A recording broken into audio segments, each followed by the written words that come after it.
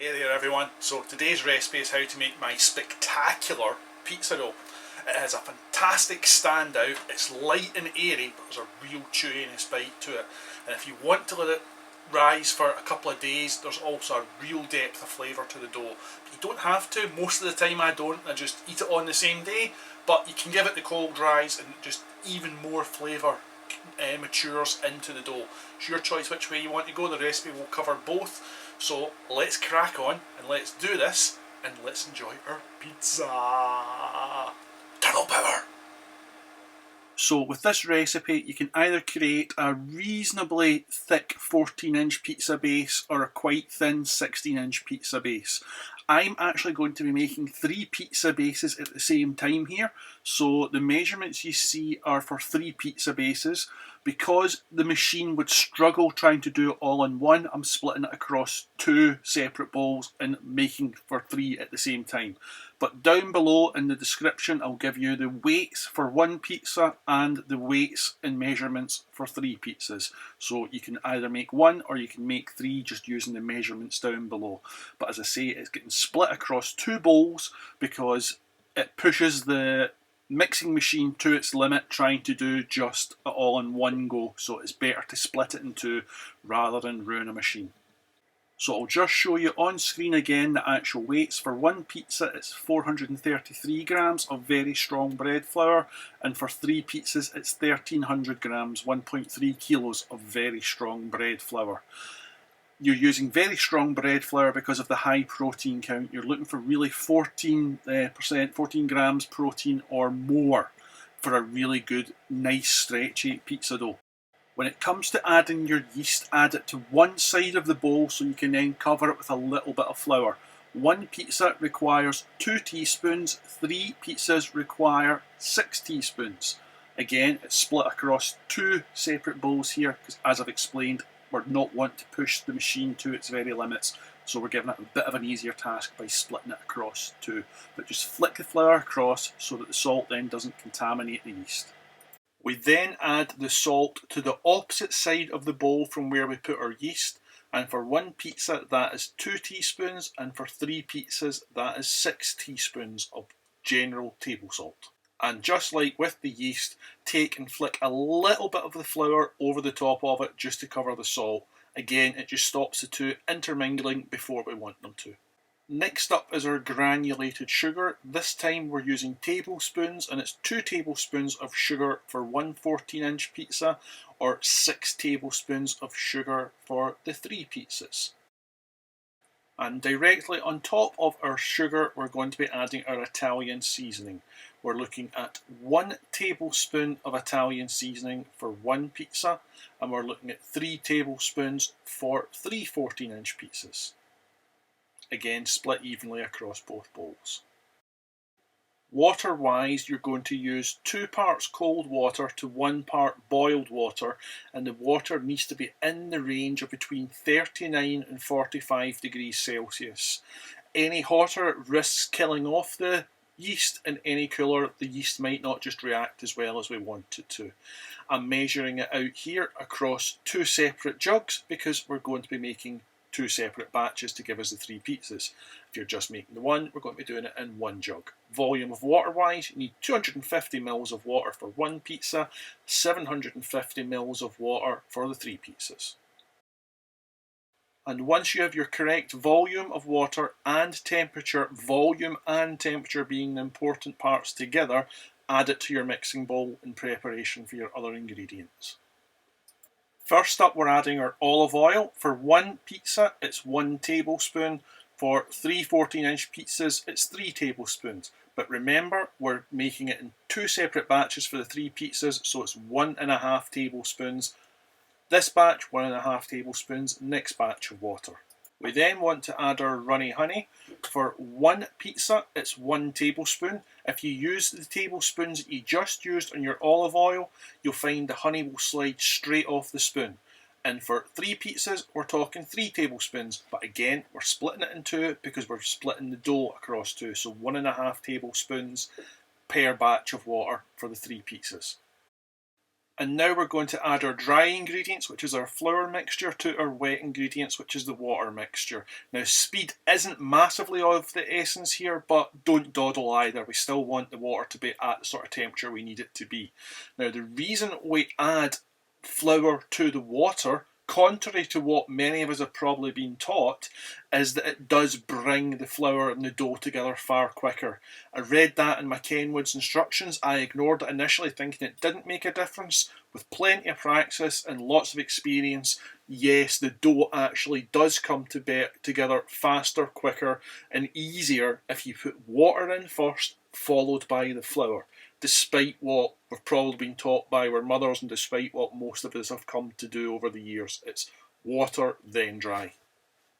You then need to knead your dough for 6 minutes in the machine. Once the 6 minutes is over, we're going to rest the dough.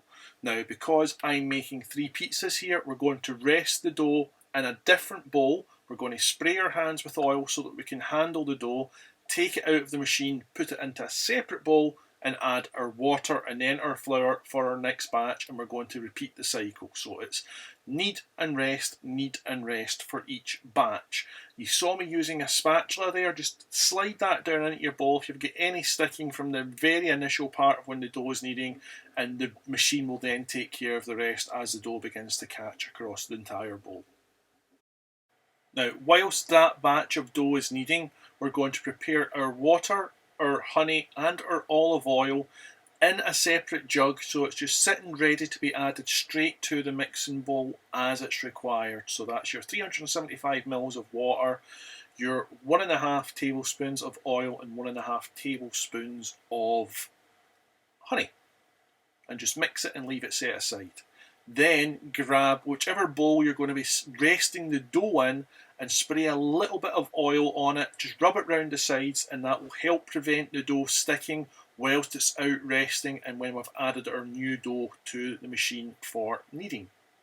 And with some oil still in your hands, now the 6 minutes is over, just turn your machine off, slide your hand down the dough paddle that's been mixing the actual dough, and take out all of the dough and set it over and rest it, and then we're going to add our next batch. And just like we did before, we're going to add our water at the correct temperature to the bowl, and then we're going to follow that up by adding the flour to the bowl. And as I said, water then flour creates a better bringing together and a faster bringing together of the dough via the machine than doing it the other way round. And then it's back over to the machine with our second batch of dough, and we're going to knead it for 6 minutes. It does mean that our resting dough may rest for slightly longer than 6 minutes when we're doing 2 batches, just by the nature of transferring back and forth. Don't worry about it, it makes absolutely no difference to the actual finished dough if it gets that extra minute and a half resting beyond the ideal 6 minutes, but it is what it is if you're making a slightly larger batch. If you're making a single batch, knead for 6, rest for 6, knead for 6, rest for 6, and just leave the dough in the mixing bowl rather than doing the transferring back and forward. But because we're making 3 pizzas, we have one machine, and the machine is pushed to its limits. We're going to transfer back and forward just so that we're not pushing it to its limit. Whilst the second batch of dough is kneading away, just do as we did the first time. Give the bowl that had the flour in it a light spray with oil. Make sure your hands again are oiled, and then we're going to transfer back and forward for the dough as each one gets to the end of its 6 minutes. And we'll repeat this process 3 times for each dough so that by the end we have some lovely smooth doughs ready to be put away to rest. Now, if you're only making one 14-inch pizza base, you can now just put your dough into one of your bowls, set it aside and let it rest whilst it's covered over. But because this particular video is making 3, we have to weigh our dough, and then we're going to divide it into 3, and then we're going to set it aside in 3 separate bowls to allow it to rise. I'm going to make one of those bowls a nice clear perspex bowl, and that way you can actually see the dough rising over the time that we made it, or that we let it rise. So I'm going to speed this up as fast as I possibly can to let you see it rise. I might need to do some cuts to make it happen as well. But we're going to let this rise now for around 3 to 4 hours. On this particular day it was 3.5 hours, but anywhere between 3 and 4 hours depending on your room size. And we're looking for the dough to double in size. Now, I also mentioned earlier that you can let your dough mature for 2 or 3 days so you get a much stronger depth of flavour throughout the dough. If you're going to do that, you're going to do it after this stage. So you're going to let it rise, you're going to let that doubling happen, and once you've got the doubling happened, you're going to then store this in a cool place like your fridge until you're ready to use it. If you are going to let the flavour mature throughout the dough, you're going to have to bring it out of your cold place, such as the fridge, and leave it to come up to room temperature, which again is going to take about 3 hours for it to come back to room temperature before it's ready for you to roll out into your pizza bases. Now, many of you will use the non-stick pizza screens that you can pick up just about everywhere. I actually prefer these aluminium style, the mesh ones, because you get a better heat distribution coming throughout the base of your pizza. I have the other style. I don't like them as much for actually making pizza. I use them to make garlic breads. But if you're using the aluminium ones here, in fact, if you're using any type of pizza screen, oil it first. We're looking to season it to give it as much of a non-stick property as possible so that our pizza bases don't actually stick to the screen, because we don't want to ruin, after all the great work we've put in, the bases by having them stick to our pizza screens. It's also worth noting that these are hand wash only. Don't put them in your dishwasher as you're going to ruin the seasoning that you're building up on them.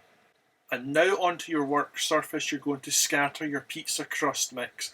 This again helps prevent the actual pizza dough from sticking, and it just adds a little bit of niceness, a little bit of texture to the crust. We're looking for equal parts semolina, fine or coarse cornmeal, and extra strong bread flour. So equal part division. Then take your dough out of its bowl. We're going to knock it back slightly just with our hands to take some of the air out of it back into a ball shape. Don't need to work it very hard, just a slight knocking back. Put it on our work surface and scatter it again with some of our crust mix. Now, I haven't developed the skill for tossing pizzas. I'm a clumsy klutz and I just don't have it within me yet. I'll keep trying periodically, but I don't have the skill to do it. So I use a rolling pin, which I'm guessing a lot of you are going to do as well. Now, when it comes to rolling out our pizzas, we want to start in the centre of our pizza and we want to roll out gently. We're not looking for lots of pressure, just gentle rolls, and we're going to follow clock faces. We start at 12 and roll to 12, back to the centre and roll to 6, then to the centre and roll to 3, to the centre and roll to 9. We then go into the diagonals of the clock face. So between 1 and 2, between 6 and 7, between 10 and 11, and then between 4 and 5. And we just keep repeating those cycles. Occasionally we need to chase the edges of the pizza if it starts rolling out of shape, but most of the time we're following that pattern. So top of the clock face, bottom of the clock face, right then left, and then the diagonals, with occasionally breaking the cycle if you see the pizza dough going out of shape in any particular area. But overall, we stick to the pattern, always rolling from the centre and rolling out. So we're lifting our rolling pin off as we come back to the centre, putting it back on the dough when we reach the centre, and just keep working it out until we have our pizza dough slightly larger than the size of our screen. We don't want it smaller than our screen, and we don't want it the same size as our screen, because we're going to take our spiky tool, which I forgot its name but I'll give you in a second. We're going to take our spiky tool and we're going to plunge that and roll that across, and that will stop too much rise happening on the pizza. So here it wasn't just quite large enough, so I'm just rolling it out a wee bit further until it's larger than the size of the screen we're using. And now, as we see here that we've got our pizza dough just slightly larger, we're taking our roller docker. So you got the name. We're going to take our roller docker and we're going to roll that back and forward until we've got lots of perforations into our pizza. This will stop too much rise happening. You're still going to get some rise, and we're looking for some rise. We just don't want it completely ballooning up on us either, so this stops big huge bubbles happening to it. And as you see, it's shrunk in size when the roller docker went through it, which is why we make it slightly larger. Now, if you're only making one pizza dough here, or one pizza base here, you can set it aside and bring your oven up to temperature, because we're going to be giving our bases a small par bake. That's just because our conventional oven, a home oven, doesn't really get up to the temperatures of commercial ovens do. They've reached a much lower temperature, so by par baking our pizza bases, we're going to get a much better rise than we would if we just put our toppings on and put them in the oven. It's something that I've developed over time, and I do 100% stand behind that it's going to give you a nicer standout on your pizza than just putting the toppings on and putting it straight in the oven. If you have your own pizza oven, you don't need to do this, but as most of us are going to be doing this in our home conventional ovens, then par bake is the way to go. If you're making your other pizza bases, then though, we're going to make these as well, and then we're going to stick all three in the oven together. So whether we're making one or whether we're making three pizzas, we're going to now stick them in our oven for 6 minutes at 180 degrees Celsius, and we're going to par bake them. What that means is we're only partially baking them. We're not looking for a full cook through, but we're looking to add a bit of crust, top and bottom, to the pizza bases, and a little bit of structure that's going to hold, and it's going to give us a fantastic standout once we've added our toppings on and once the pizzas go into the oven properly to be cooked through. Now, for best overall results, we want to take our pizza bases and we want to set them aside, and we want to let them cool to room temperature. That will allow the structures to completely form and hold shape. If you're really desperate for the pizza, fire on, stick the sauce on, stick the toppings on, and get it back in the oven. But your results will not be as good if you don't let the pizza bases return back to room temperature. And now we can add our sauce and toppings. I use my own barbecue sauce recipe, which I'll put a link above in the bits and down in the doobly-doo bit that you can go and make the barbecue sauce recipe should you wish. And you're looking to add one kitchen spoon's worth of sauce. That's all it is, just one nice big heaped kitchen spoon's worth of sauce to each pizza base, and we're then going to spread that around with the back of our actual spoon. And that's enough. If you add more than that, you risk your pizza base becoming soggy, and again you risk losing the standout. So with the back of the spoon, just spread the sauce around. I love my barbecue sauce, but use whichever sauce it is you want to do. You've already put an awful lot of work in here creating your actual bases. You might want to make it a little bit easier on yourself and go with a jarred sauce, but the link will be there for you should you wish to follow and make the barbecue sauce that I use. Now, irrespective of whatever other toppings I'm putting on a pizza, one topping that always goes on my pizzas is my pepperoni seitan. Again, I'll stick the link down below in the doobly-doo, and there's a wee card should pop up somewhere on screen now should you want to follow and find the recipe for making the pepperoni. I found it's better to put the pepperoni straight onto the base and then cover it in cheese. You don't risk any sort of charring happening to the actual pepperoni, which can happen. It's rare, but this eliminates it. So I found putting it under rather than on top of the cheese actually works better, but it's a rare risk, so it's up to you whether you want it visually on top or not. And when it comes to the cheese, we don't need tons of cheese. We're talking around 175 grams of mozzarella for one pizza and 66 grams of extra mature cheddar or a red Leicester for one pizza, which would be 525 grams and 200 grams respectively of mozzarella and cheddar for the three pizzas. Don't want to overkill it with your cheese, but you also want enough cheese for a really good coverage, and that seems to be about the ideal amount for a 14-inch pizza. By adding the small amount of cheddar or the small amount of red Leicester, it just adds a slight tanginess, a slight bite to the cheese flavour, which I think gives an overall nicer taste.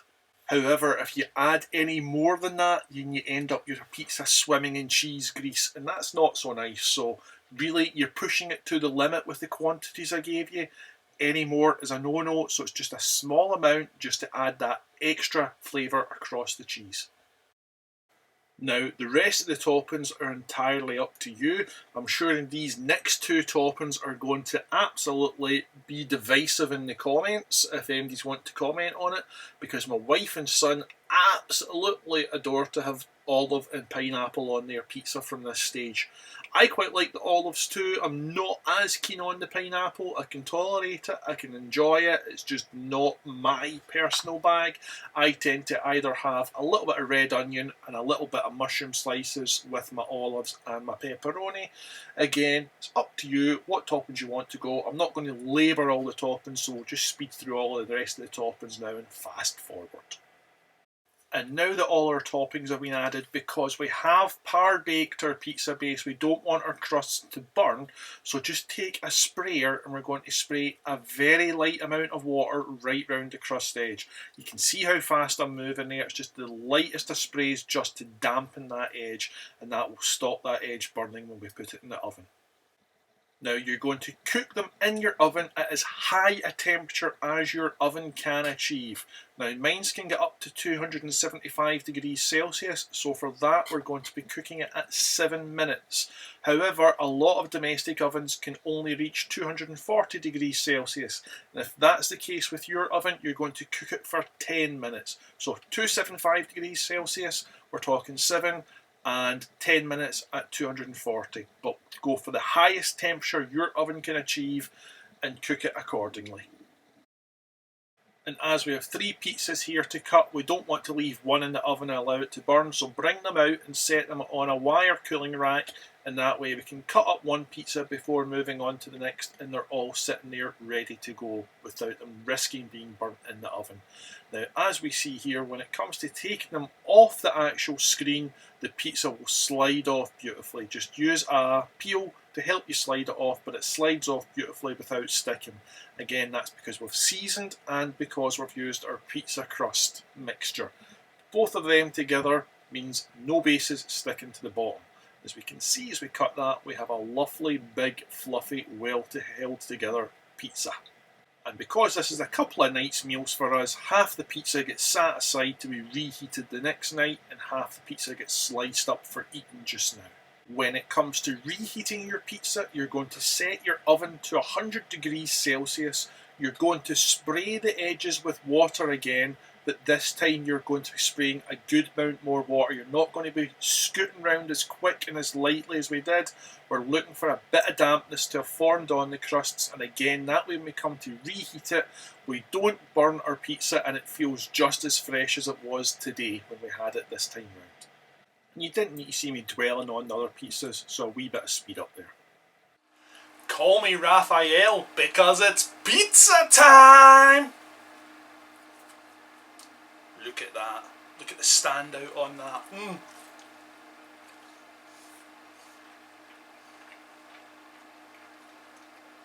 Sorry, I was about to lose a bit of pepperoni. Can't have that. So, scrummy pizza. It's a fantastic base. It takes a little bit of time to put it together. There's a couple of extra steps that you might not think of, but it's worth it for that standout. Look at that standout in the aeration within that pizza base. It's scrummy, and I'm off to enjoy it. Take care. All the best.